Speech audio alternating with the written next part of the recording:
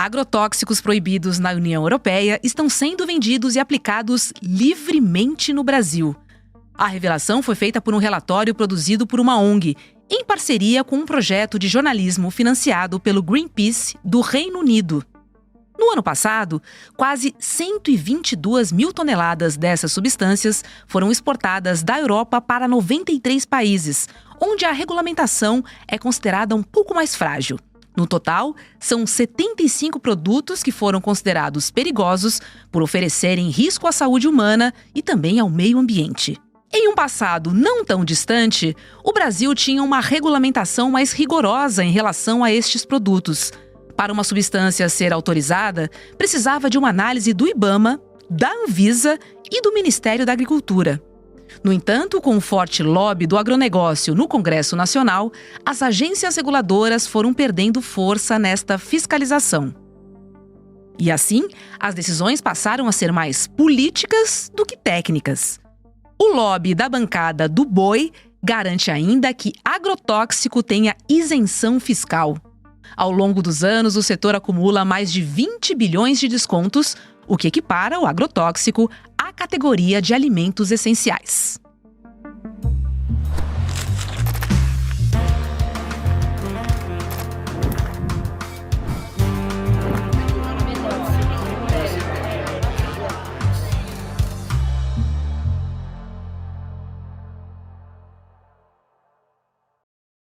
Olá, seja bem-vindo, seja bem-vinda. Eu sou a Roberta Garcia e este é o videocast Em Detalhes. Aqui sempre com um convidado ou uma convidada, a gente mergulha e analisa uma temática do nosso dia a dia. Hoje eu converso com a jornalista Ellen Freitas. Oi, Ellen, seja muito bem-vinda ao Em Detalhes. Oi, Roberta, muito obrigada. Ellen, vamos falar sobre um assunto que nos preocupa muito, que é sobre agrotóxicos, né? E a gente sabe que teve um relatório recente que revela que agrotóxicos proibidos na União Europeia estão sendo vendidos e aplicados livremente aqui no Brasil. O que essa realidade revela sobre a desigualdade ambiental entre o norte e o sul global, hein? Bom, isso realmente acontece há muitos anos. O Brasil compra muitos agrotóxicos dessas fabricantes europeias, que lá tem uma legislação que é um pouco mais protetiva para a população.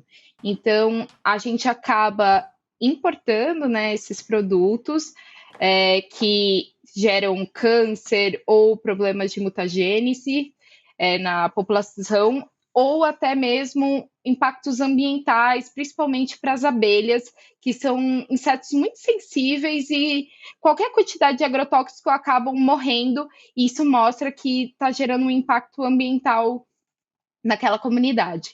E aí tem uma coisa que sempre os especialistas chamam, que chama double standard, que basicamente é o que vale na Europa não vale aqui no Brasil, são dois pesos e duas medidas. Então a gente acaba ficando com todos esses impactos ambientais, impactos para a saúde humana, usando esses agrotóxicos, esses métodos que são proibidos na Europa, e aí a Europa só fica com o nosso produto. Então vai nossa laranja, vai outras frutas e legumes para lá com esse agrotóxico, mas eles não ficam respirando aquele ar cheio de veneno. Pois é, e só no ano passado, mais de 122 mil toneladas destas substâncias perigosas foram exportadas da Europa para mais de 90 países. A gente está falando de um número considerável. Agora, por que esses produtos banidos na Europa, por motivos óbvios de segurança, continuam sendo aceitos aqui no Brasil, hein? A gente está falando do quê? Sobre lobby, negligência, dependência econômica, os três fatores? Como é que você considera? São um pouco dos três fatores, mas eu acho que muito mais o lobby. A indústria de agrotóxicos tem um poder muito forte aqui no Brasil, são multinacionais que trazem muito dinheiro para cá, investem bastante em parcerias também com empresas de grãos, em parceria com outros tipos de empresas aqui para agropecuária brasileira. Então, eles têm uma certa entrada no Congresso brasileiro e conseguem fazer com que esses produtos sejam aprovados e continuem sendo utilizados e que a coisa não mude. Eles sempre falam que a gente precisa usar agrotóxicos para garantir que o alimento chegue na mesa.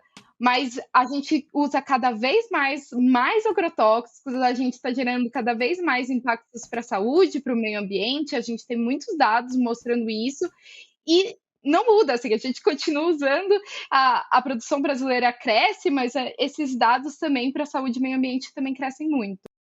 Agora, o Brasil já teve uma regulamentação muito mais rigorosa, né, para autorizar o uso de agrotóxicos aqui no Brasil. Eu te pergunto, o que mudou nesse processo? A gente enxerga os ganhadores, né? Que é quem cultiva, são os ruralistas, uma bancada que tem a sua representação, inclusive em Brasília, no Congresso Nacional. Agora, é muito importante a gente entender que esse enfraquecimento, ele não começou no governo atual, né? Não, esse enfraquecimento vem de anos. Existia um projeto de lei que foi apelidado por ambientalistas como Pele do Veneno. Ele ficou mais de 20 anos tramitando e ele conseguiu ganhar uma celeridade no final do governo Bolsonaro e foi aprovado no governo Lula e se transformou na nova lei de agrotóxicos. Essa lei, dentre várias falhas que ela tem, uma das piores, eu classifico, é tirar o poder da Anvisa, do IBAMA e da Anvisa, de poderem não permitir que algumas substâncias sejam usadas aqui no Brasil. Então, agora, todas as vezes que a Anvisa notar que tem um problema de uma substância está gerando câncer, a Anvisa vai ter que fazer um relatório, apresentar para o Ministério da Agricultura, e aí o Ministério da Agricultura vai decidir se aceita ou não a opinião da Anvisa. E isso é muito preocupante, porque o Ministério da Agricultura sempre foi liderado por ruralistas. E a entrada de ruralistas lá é muito grande, principalmente porque é um ministério que tem que dialogar com essa população. Mas, fazendo isso e sabendo do lobby que existe por trás, a chance de substâncias serem banidas, substâncias que são ambientalmente preocupantes e para a saúde são preocupantes, é enorme. Então, assim, vai diminuir bastante o banimento dessas substâncias. Pois é, e além da liberação facilitada, né, o setor ainda conta com isenções fiscais bilionárias. Como é que se explica que agrotóxicos têm o mesmo tratamento tributário que os alimentos essenciais, hein? Fica muito difícil assim. É muito difícil mesmo explicar.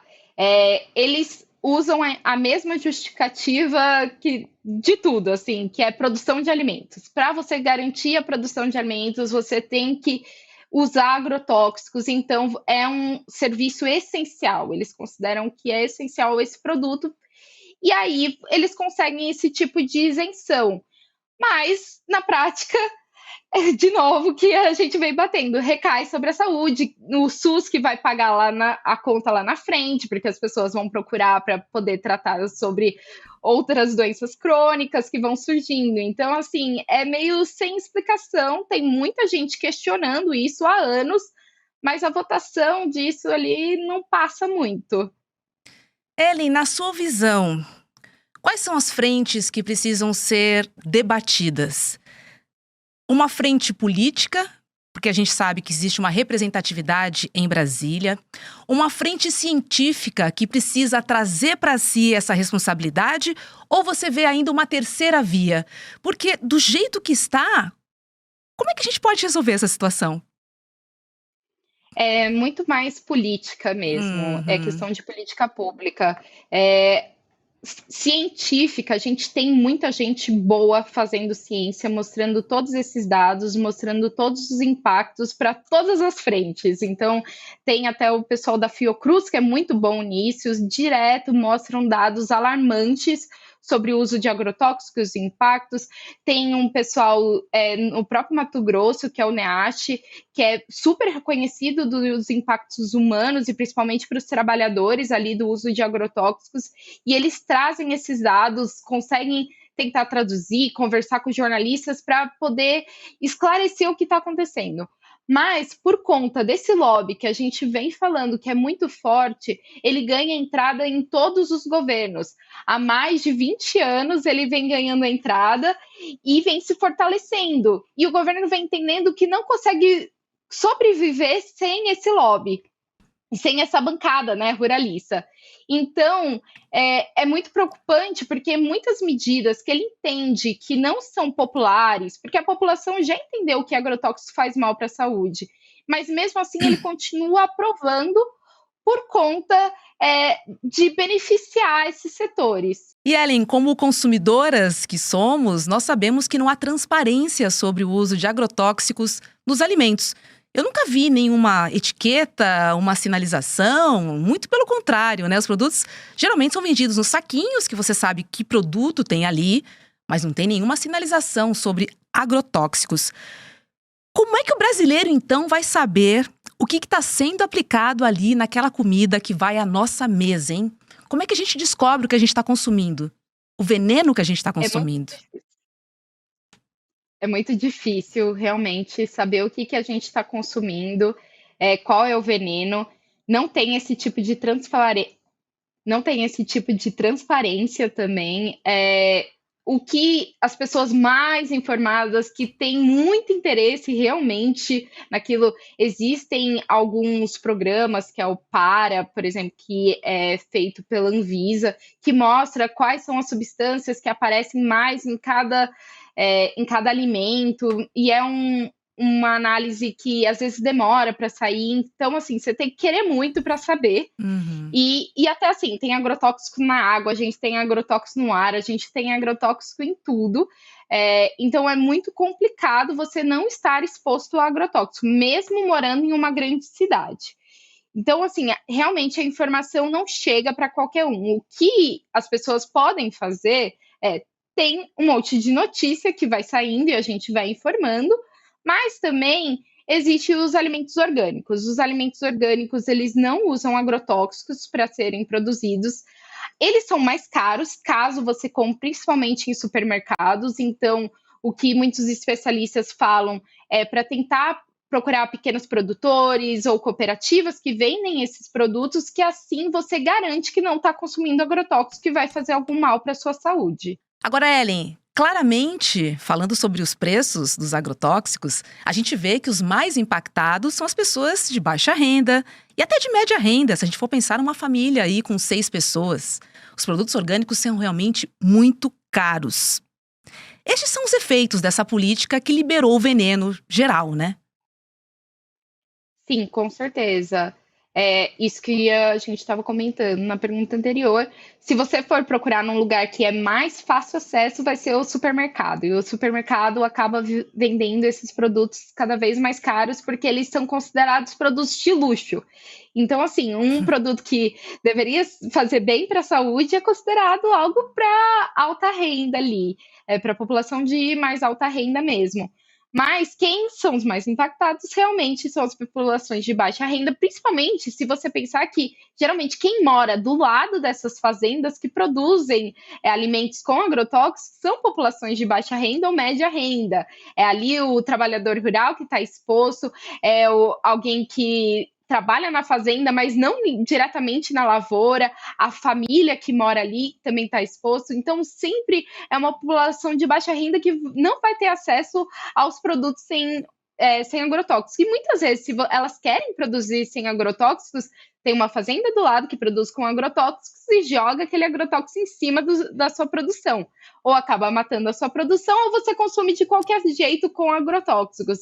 Então, é muito complicado, seria uma questão de política pública, de o governo entender que a gente tem que diminuir o uso desses ingredientes, né, dessas substâncias nos alimentos. Existem políticas para diminuir, mas ainda essas políticas precisam avançar muito mais. O governo tem que fazer muito mais para que seja possível a população ter acesso.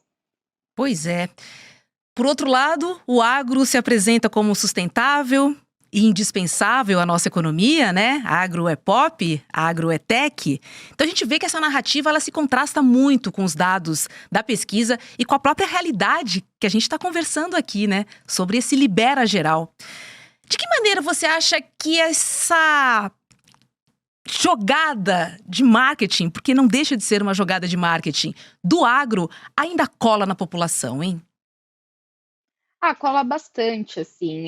Na verdade, eles têm um investimento bem grande para marketing, eles têm agências de marketing que fazem isso, parceria com grandes emissoras para poder. Enfim, a gente fala o agro é tech, o agro é pop, porque foi uma campanha de sucesso deles, que depois de anos tentando emplacar isso, eles conseguiram. Mas eles ainda têm uma dificuldade, eles reconhecem que eles têm a dificuldade de falar com o público jovem, porque o público jovem tem sido mais informado e também deixando essa questão de deixar o campo, procurar a cidade, eles estão rejeitando algumas coisas que acontecem no campo por identificação, por olhar que não é certo.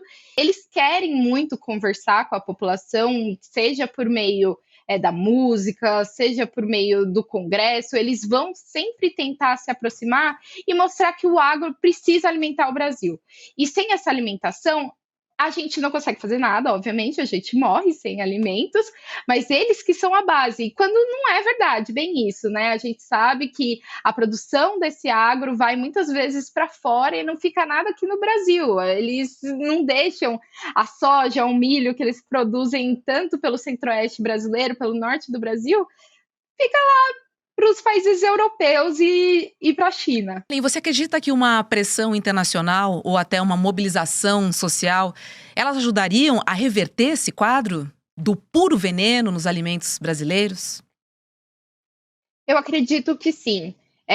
O Pele do Veneno foi um exemplo de mobilização social que conseguiu segurar por 20 anos que fosse passada essa lei. Então, óbvio, ele foi revertido, virou uma lei de agrotóxicos fraca, mas ainda assim a população brasileira conseguiu segurar por 20 anos, por meio de estudos, por meio de mobilizações, por meio da imprensa falando sobre o tema, e fez com que as pessoas até descobrissem o que eram agrotóxicos. E a questão de países importadores desses produtos também é muito forte. A gente tem exemplos de outras medidas que acontecem relacionadas ao agronegócio que faz mudar o mercado, que faz mexer o mercado. Então, a própria questão do desmatamento. A gente tem a moratória da soja, que faz com que traders brasileiras, né, traders internacionais, empresas internacionais que compram essa soja, não comprem de área de desmatamento. E aí, isso faz com que o mercado inteiro se mobilize para garantir que a soja não seja de uma área de desmatamento, senão ela não pode vender. Então, seria a mesma coisa. Já tem países que colocam regras. O agro brasileiro critica muito isso, porque fala que é interferência internacional, mas se a gente quer se preocupar com a alimentação da população mundial inteira, a gente tem que discutir essas questões de forma não só dentro do Brasil, mas de forma mundial. E entender que o Brasil não avança nessas políticas públicas por conta desse lobby. Então, assim, é uma questão muito maior do que só o governo brasileiro dizer o que pode ou não pode. A gente tem que entender que vale para o meio ambiente também esses impactos, os impactos da saúde, que transcendem as fronteiras nacionais. Certamente, então, a COP30 é o espaço ideal para esse assunto ser debatido. Mas será que ele será em sua profundidade? Olha, não sei. Realmente, o agro vai estar lá com bastante força. O agro na COP30 vai ter uma zona que nunca houve em outras COPs, que é a AgriZone. Então, a Embrapa está fazendo essa área para ser uma área do agronegócio, trazendo, vai ser um pouco de feira de negócios, com um pouco de feira científica, mas ali na AgriZone também o Ministério da Agricultura vai passar a despachar de lá. Então, assim, tem toda essa política por trás. Então, eles têm muitos temas para mostrar ali. Eles vão tentar mostrar, principalmente, que o agro brasileiro é sustentável, que é um modelo mundial, um modelo tropical para ser seguido em outros países, mas eles vão tentar esconder o que eles fazem de ruim. Então, eles não assumem que o desmatamento é feito por eles não assumem que a maioria das emissões brasileiras é do agronegócio, e isso falta um pouco da responsabilidade deles, de assumirem e para poder enfrentar esses problemas, dando nome a quem realmente faz. Você concorda comigo que as decisões precisam ser mais científicas e técnicas e menos políticas, né? Enquanto isso não acontecer, vai ficar muito difícil para todos nós. E aí acaba virando um problema do Ministério da Saúde. Sim, concordo completamente com você. Que todas essas decisões que acabam passando primeiro pelo Ministério da Agricultura ali, né, encabeçada pelo agro, acabam sobrando para o Ministério da Saúde e Ministério de Meio Ambiente, né? A gente não pode esquecer que o meio ambiente está sofrendo bastante com o uso desses agrotóxicos.